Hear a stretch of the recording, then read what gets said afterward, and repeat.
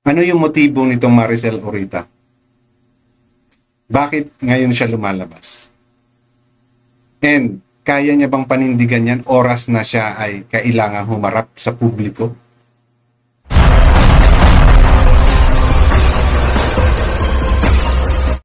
Alam niyo, normally hindi ako nagpapatol sa mga comment, no? Kasi minsan peke yung karamihan ng mga ganyan eh. Okay? Pero dito kasi sa issue nitong si Beyonce na medyo nagiging lumalala, no?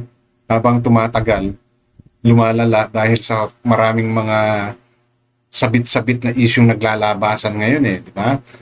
Pinakamatindi ngayon yung bagong revelation. Peke pala yung Hansel Jane na umiikot sa mga live stream, no? So, hindi maiwasan na lahat ngayon ng magiging issue or usapin na may kaugnayan sa kay Beyonce at sa mga magulang niya at sa mga relatives niya ay mabibigyan ng pansin. And one of those ay itong comment ng isang Maricel Olarte na mukhang kilala, no? Ang mga batalero nung sila ay nanduron pa sa dati nilang bahay na ngayon ay nagsasalita. So ito pong mga ganitong bagay kailangan pong maging mapanuri tayo. Alamin po natin yung purpose. Ano ba itong mga to? Fake account na naman ba to? Di ba? Hindi po dapat talaga na pinag-uusapan. Kaya lang kasi, hindi po maiiwasan na mai-content ng iba.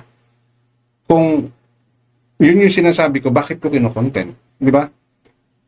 Kasi nga po, for awareness na yun sa akin. Dahil matuto po tayo, no? Katulad ng nangyaring yan kay Hansel Jane na yan. No, bakit ngayon na siya lumabas? After how many days? Kung noong siya ay nabigyan ng final warning ni Bal Santos Matuwang, bakit ngayon na siya lumabas? Di ba? Now, we have another one. Yung Maricel Olarte na seems to be kilala or related, no, dito kanila batalero, no? So kung ano po yung aking sinasabi, yan po ang ating bibigyan ng reaksyon at papakita ko po sa inyo yung mga screenshots na naging comment nitong Maricel Olarte. So for you, no, to analyze or for you to consider if this person na lumabas ay may credibility to share her knowledge regarding the personal matters of the batalero nung sila ay nandoon sa lumang bahay. And ano ba yung purpose niya? Bakit siya lumalabas ngayon? Bakit siya nagsasalita ng hindi na? So ilan lang po yan sa ating bibigyan ng reaksyon o aking bibigyan ng reaksyon sa content ko na to.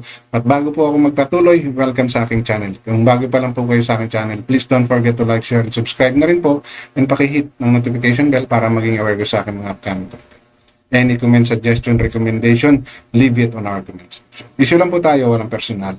At always matuto kayo mag-fact check para hindi po kayo mapagsabihang fake news. Okay? So, diretso na po tayo dito sa aking gustong i-share sa inyo na post, no, ng someone who might know, no, the Batalero family during their stay doon sa luma nilang bahay o sa dating lugar nila. Okay?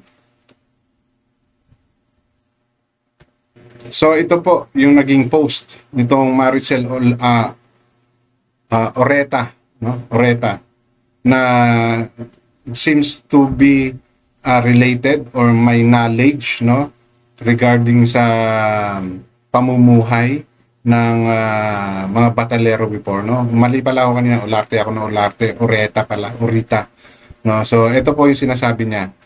Yung nandito pa po sila sa salong dati pa nilang bahay, pag may handaan sila, madaming dalang pagkain ang mga vloggers. Hindi man po nila kayang ubusin, napapanis lang. Tinatapon nila sa dagat, ang akin lang po, at hindi naman po nila kayang ubusin, edi pamigay nila sa kapitbahay nila sa mas mahirap pa sa kanila kaysa itapon lang nila. So we don't know if this is sorry, no, kanina sa sinasabi ko na relatives, no. So someone who may know, no, about Batalero, no. Okay. Wala na bang kasunod? We'll see again, ha. So to make sure, ayan. Meron pa pala. Ayan. So, ang ama niyan, ni Bien, walang ugali yan. Kahit mga kapatid niya na panganay, kung mura-murahin gano'n na lang, naiyak na lang ang kapatid niya na panganay, alam nyo po, mga palamura yang mag-asawa na yan. No? So, ito pa. So, parang may nag-comment ba? Ito. Ayan. So, parang sinagot niya yung isa sa mga nag-comment. Noon po, laking pasasalamat namin at na-vlog sila ng Kalingap at matutulungan sila ng Kalingap na makaahon sa hirap. At kahit papaano ay maasenso sa pamilya namin. Kaso po, iba ang nangyari. Hindi na nila kami kilala. Ang sabi pa nila sa amin, mga patay gutom kami. Ito ba to? Wait, patay gutom. Kami kaya nalayo sila sa amin. Kahit nga si Bien, kahit makasalubong kami, kahit simpleng ngiti lang, hindi nagawa. Kahit batiin lang kami, hindi din. Pinaghuhugutan to. Maricel, sana may kamag-anak din po na mag-advise sa kanila na nakakahiya kasi ginawa nila sa Kalingap. Sana may mag-advise. Okay. Ay, grabe. Ay, ganun, kala ko mabait ang pamilya nila. So, ito yung ibang response ng ibang mga nasa comment. Kasi nasa comment daw to na may nakakita. Then, separately pinost. So, ito po, unang tanong. Ano yung motibo nitong Maricel Orita? Bakit ngayon siya lumalabas? And, kaya niya bang panindigan yan oras na siya ay kailangang humarap sa publiko? Di ba? Kasi paninirang po rito, Madam Iha. Okay, yung mga sinasabi mo sa Batalero, kung tulogong totoo yan, dapat panindigan mo yan. Okay? Hindi yung basta-basta ka na lang maglalabas ng mga ganitong kwento. Unless, isa rin itong dummy account. No? Kasi magbibigat yung mga allegations mo. Isa na doon is yung pagiging isnabera. No? Yung pagiging pinapakita ni Kalinga Prab na down to earth at napakasimpleng babae at napakabait ni Beyonce, sinisira mo sa mga sinasabi mong to. No? So, for you to say these things, I hope meron kang supporting documents, paper, evidence, resibo, no, to back up your allegations against the family. No? Yung sa pagkain, diba? Choice nila yon. Sa kanila binigay yon, ayaw nilang mamigay, gusto nilang mapanis. Diba? Although, yes, pangit tingnan yun. Hindi nyo maubos, hinayaan nyo mapapanis. Alam nyo namang may tao pa sa paligid nyo na mas mahirap sa inyo. Diba? But the point here is, do you have anything to support this allegation of yours sa pamilya? Hindi po ako kumakampi sa Batalero or wala po akong kinakampihan sa mga issue na naririnig nyo sa akin. Ito po ay aking opinion lamang na nakabase sa aking pangunawa kung tama ba o mali. O ano bang klaseng motibo. Di ba? O isa na naman itong fake account na ginawa na naman ng kung sino para sirain lalo ang Batalero. Di ba? So ingat-ingat po tayo sa mga ganitong posts. Hindi po kayo dapat basta-basta maniniwala dito. Ha? Yan po yung purpose ng reaction ko dito. Okay?